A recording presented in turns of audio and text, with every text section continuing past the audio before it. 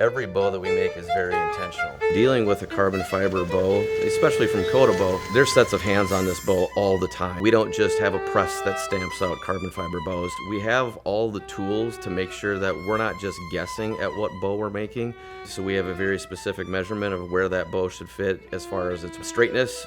Our bows are really, really specific. So, as you know, the first thing that someone does when they pick up a bow, they look it down, so they want to make sure it's straight.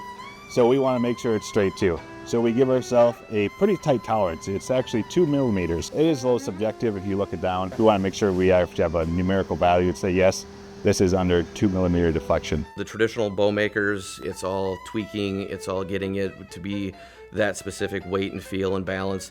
And ultimately at CodaBow, we're doing the same thing. We have all the technology, but we also have the humans that are running that technology.